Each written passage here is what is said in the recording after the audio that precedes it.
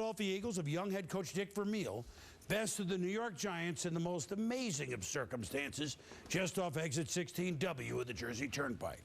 ESPN.com's Greg Garber discovered that one play still resonates 3 decades later. 30 seconds left of the game. It was a miracle. It was a flat-out miracle. And Pizarnik fumbles the football. The fumble. It's picked up by Herman Edwards. It really was the lowest point in a franchise's history. It was shock when it happened, and it's lasted forever. I do not believe what has occurred here, ladies and gentlemen. November 19th, 1978, the Meadowlands. Philadelphia Eagles quarterback Ron Jaworski had just thrown his 3rd interception of the game. The Giants took over with a 17-12 lead, less than 2 minutes remaining. I had thrown the interception. I'm down at the end of the bench. Kind of got my head down, just kind of collecting my thoughts. We intercepted the ball from Jaworski and ran out in the field. I wanted to fall on the ball 3 times and it's like, go home. Let's have a cold one. It's Miller time.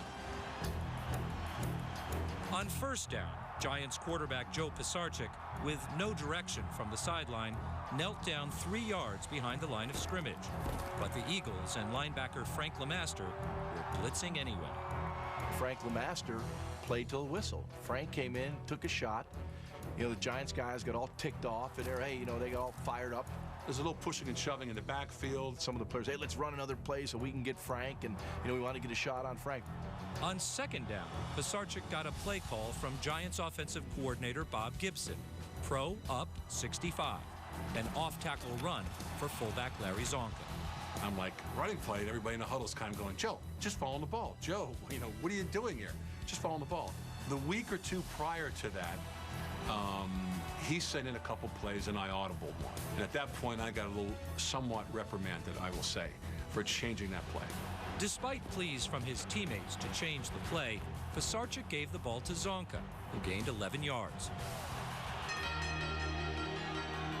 On third down, with 31 seconds on the clock and the credits rolling on CBS's telecast, the Giants ran the same play again from their own 29-yard line.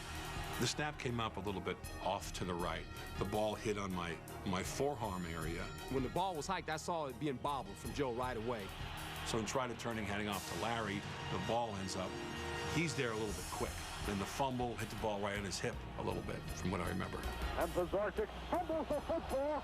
I jumped to try to fall on the ball, and it jumped between my 2 hands. I can remember picking up the ball, and when I started running, it just felt like everything was in slow motion. It's picked up by Herman Edwards. He's running toward their goal line. And I'm thinking to myself, holy what's going on here?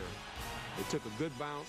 I was fortunate enough to scoop it and score. And then obviously after all that, Giant Stadium got real quiet. Touchdown Eagles! All the blood rushed out of my head and like, oh my God, this has actually just happened. And that was when I started saying, I don't believe it. I don't believe it. I don't believe it. I don't believe it. I do not believe what has occurred here, ladies and gentlemen. For the most part, I really couldn't move. I was just numb.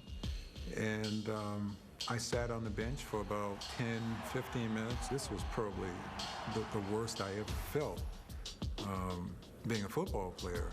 I hear it almost every week of my life. And they say, oh, you're the guy, oh, you were involved with that play.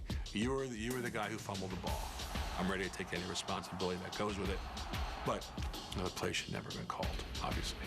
Bob Gibson really became the fall guy and the scapegoat because somebody's head had to roll immediately. And his was the most immediate head available to roll down the hill and take the blame. The Giants fired Gibson after the game. He never called another NFL play. Gibson, reached at his home in Florida, said, I haven't talked about it in 30 years, and I am not going to start now.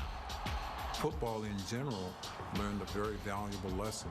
Don't try to get extra yards. Don't try to be fancy about anything. Just kill it, take a knee, and just call it a day. Almost immediately, winning teams changed the way they handled the ball at the end of close games. The so-called miracle at the Meadowlands was the origin of today's victory formation, a protective kneel-down play by the quarterback designed to run out the clock. The next week, somebody did it in the NFL. I know they did. I remember them showing it. I go, well, I invented a formation. That was sort of the last straw, because we actually invented a way to lose the game that no one else had ever done. Wow, 30 years ago. Thank you, Greg, Harry, everybody who participated. Pistarchik, pretty good about it.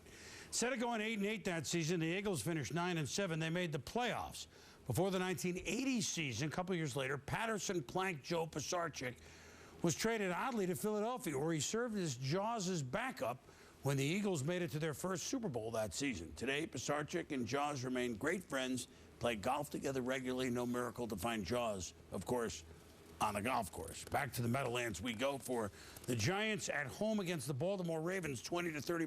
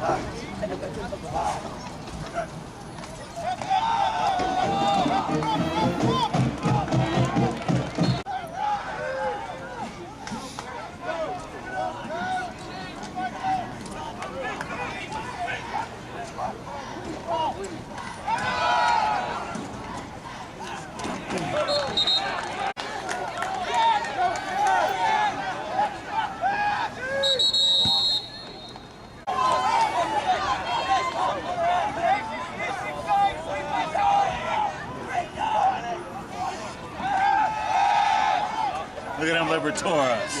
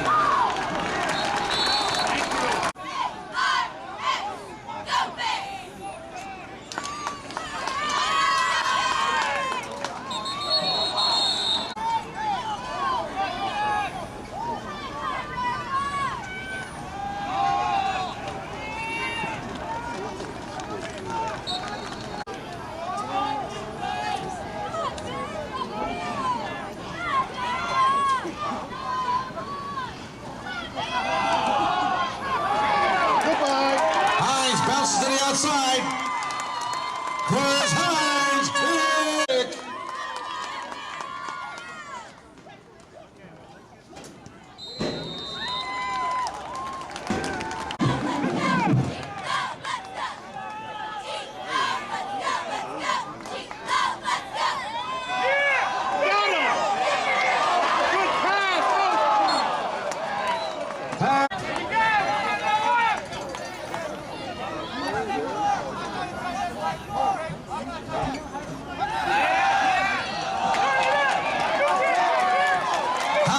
With the draw, picks up the front.